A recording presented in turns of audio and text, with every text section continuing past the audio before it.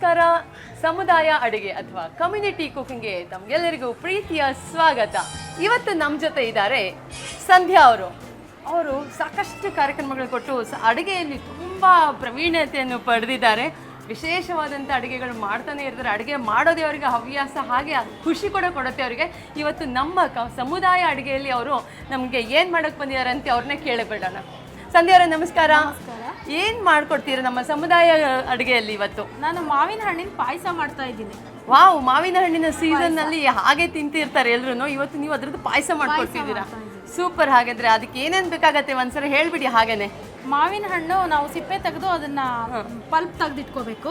ಆಮೇಲೆ ಗೋಡಂಬಿ, ದ್ರಾಕ್ಷಿ, ತುಪ್ಪ ಹುರ್ಕೊಳ್ಳೋಕೆ, ಏಲಕ್ಕಿ, ಸಿಹಿ, ಬೆಲ್ಲ, ಕಾಯಿ ಹಾಲು ಹಾಕ್ಬೇಕು ಅದಕ್ಕೆ. ಅದೇ ವಿಶೇಷತೆ.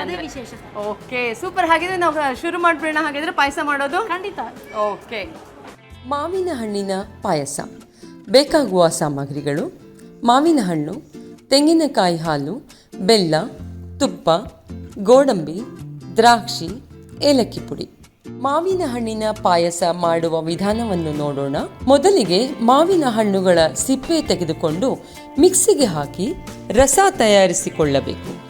ಒಂದು ಪಾತ್ರೆಗೆ ಆರ್ಗ್ಯಾನಿಕ್ ಬೆಲ್ಲದ ಪುಡಿ ಹಾಕಿಕೊಂಡು ಸ್ವಲ್ಪ ನೀರು ಹಾಗೂ ಕಾಯಿ ಹಾಲು ಹಾಕಿಕೊಂಡು ಕಲಸುತ್ತಾ ಇರಬೇಕು. ನಂತರ ಮಾವಿನ ಹಣ್ಣಿನ ರಸ ಹಾಕಿ ಚೆನ್ನಾಗಿ ಕಲಿಸಿದ ನಂತರ ತುಪ್ಪ ಕಾಯಿಸಿ ಗೋಡಂಬಿ, ದ್ರಾಕ್ಷಿ ಹುರಿದುಕೊಂಡು ಪಾಯಸದ ಮೇಲೆ ಹಾಕಿ ಏಲಕ್ಕಿ ಪುಡಿ ಸೇರಿಸಿದರೆ ರುಚಿಕರವಾದ ಮಾವಿನ ಹಣ್ಣಿನ ಪಾಯಸ ಸವಿಯಲು ಸಿದ್ಧ.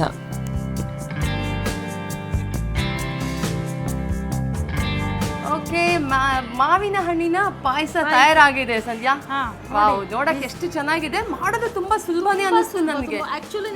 ಮಿಲ್ಕ್ ಶೇಕ್ ಅದೆಲ್ಲ ಕುಡಿದಿರ್ತೀವಿ. ನಿಜ ನಿಜ ನಿಜ, ಹೌದು. ಮಿಲ್ಕ್ ಶೇಕ್, ಲಸ್ಸಿ ಈ ತರದ್ ಕುಡಿದಿರ್ತೀವಿ. ಕರೆಕ್ಟ್. ಸೊ ಇದು ಡಿಫ್ರೆಂಟ್ ಆಗಿ ನಮ್ಮ ಅಜ್ಜಿ ಹೇಳ್ಕೊಟ್ಟಿರೋ ಡಿಶ್ ಇದು. ಅಜ್ಜಿಯಿಂದ ಕಲ್ತಿರೋದು.